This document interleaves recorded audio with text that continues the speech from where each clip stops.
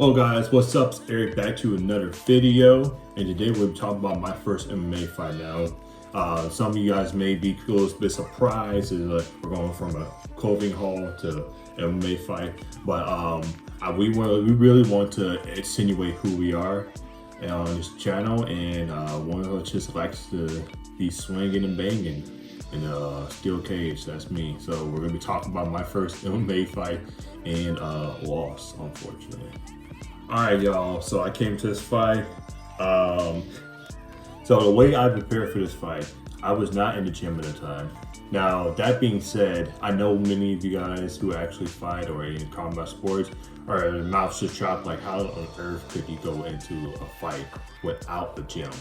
And let me tell you, I was just stubborn and I didn't listen to anybody. I really want to do things my way, and I want to train my way. My way was very subpar. Looking back at it now, I would never ever train like that ever again for a bout.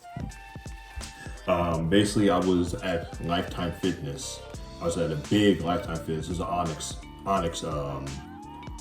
I don't know what you call it. Onyx level of the Lifetime Fitness. So they had swimming pool, had punching bags, had the Olympic weightlifting racks and whatnot. And like it was probably like 3 times a day I was doing full body workouts, and I was going to hit the bag and kicks and whatnot, and train my punches and kicks. After training my wrestling and jiu-jitsu and grappling, I basically just relied on what I knew from high school. Probably not high school, but from college and in middle school. I didn't really train it. So if I had ever gotten down to the ground, I probably would just been like freaked out and whatnot. It was just a really bad train. It was a really bad way to prepare for a fight that I want other people to learn from and not repeat the same mistake as me. But anyways, this video is about 3 minutes long. I was fighting some guy. I was supposed to fight him at this event, and he had a rib injury. So his one of the guys stepped up. He was at 155, so I guess he stepped up from his walk around weight up to 185. And I'm not gonna lie, he was pretty decent fighter. You know, he's still fighting to this day that I know of, and I really am. I'm really grateful that his name is Carlos. I'm really grateful that Carlos decided to step up and fight me, so I get the opportunity, man. Because maybe if nobody had stepped up, I would have went there. Well, first off, I would have wasted money getting a fight license and whatnot, and then also I wouldn't have got humbled and realized I actually need training to go into a fight. So I'm thankful to him and Derek Brunson and them for giving me the opportunity to showcase what little skills I did have and be able to go out there and fight. But anyways, guys, no more talking. We're gonna go straight into the video. Alright, so I should have the video running upside next to me to my right. So yeah, he's doing a little run around the thing.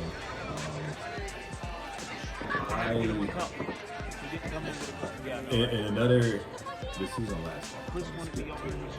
Alright, 30 seconds. Guys, I didn't bring a cup. I didn't bring a freaking cup. That tells you how. So I'm in the ring now, going to my side, trying to hype myself up, and they start this match off so fast. As soon as I was in there, man, ring girls walk around the cage. Cage shuts. It's a feeling when you get in there and the cage actually shuts behind you.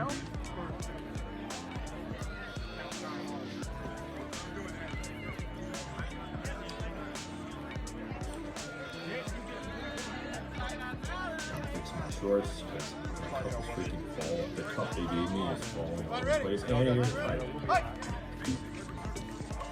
Come on, baby!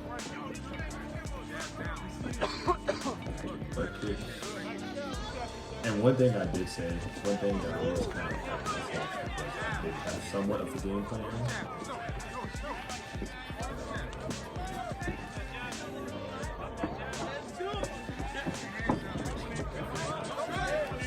On,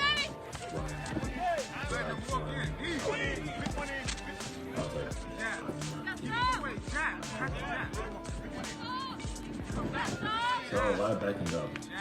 So it's not like I'm just not throwing punches. It's more like throwing shots and not taking ground. So, but rope chop this, and then I step back to the fence and get them on the ground. And here comes the finish. Take him down.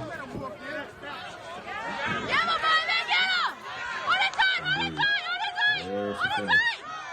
Congratulations to Carlos for the win.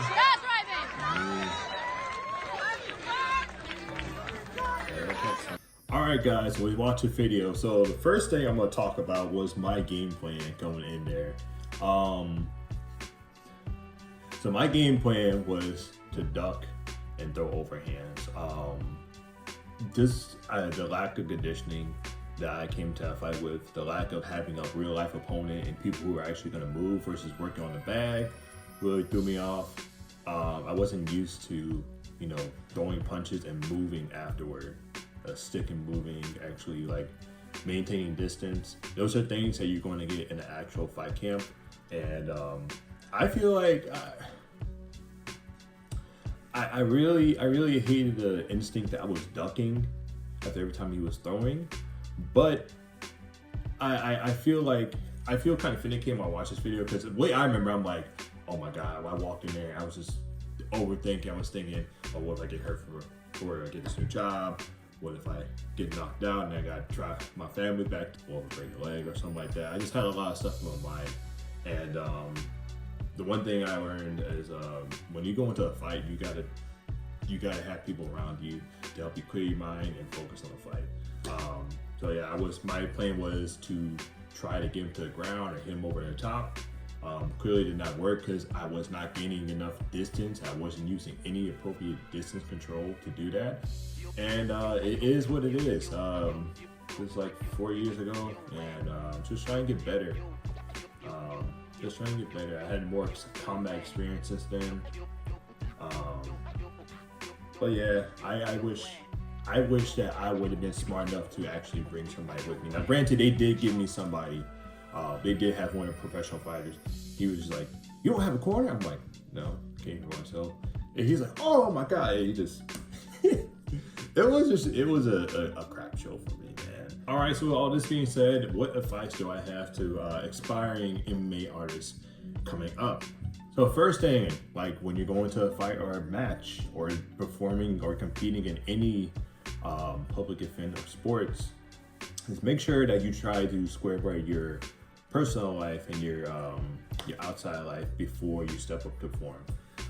So say, man, if you gotta try to get the savings going, if you gotta get someone to take care of your family, if you need to take a week or so off from work, if you need to,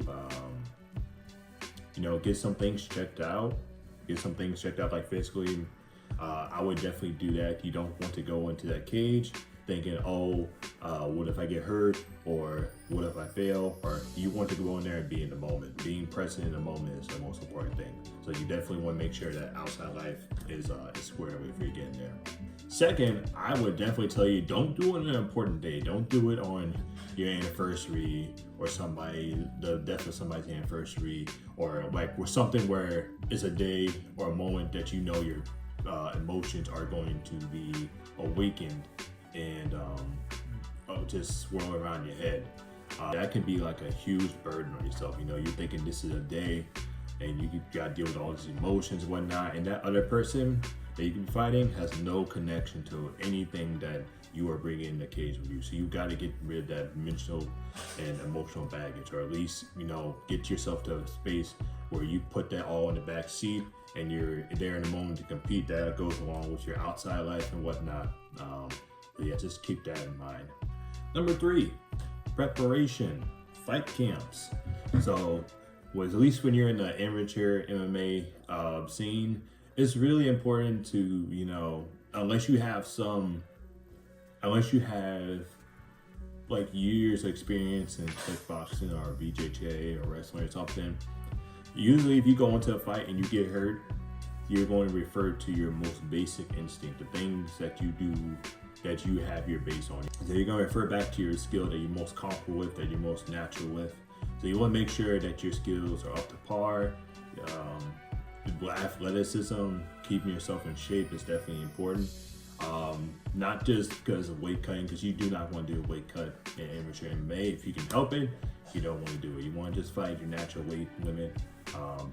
Keep in mind that you want to try and go out there and, have your body fat under control. You want to go out there and be obese, be like over what I think I remember, and I read in the journal somewhere like over 18-19% body fat, because then your performance is suffering, because then you're just essentially bringing around a lot of non-contractile tissue that you can't use in a fight. And I know I'm speaking in like so totally scientific terms, but you just want to basically try to get in the best shape you can, and while not depleting your body of nutrients and whatnot. So anyways, guys, that's a video. I hope you liked it. I hope you learned something from watching me learn. Learn. I didn't lose, I learned. But anyways, if you haven't already, make sure you like this video. It really helps us get out there with the algorithm and whatnot. Make sure you leave a comment. Maybe talk about your MMA experience, maybe your combat experience, or even if you're interested in it. I would love to chat with you guys about it. And if you haven't subscribed, make sure you subscribe as well. But anyways, I'm Eric. Peace out.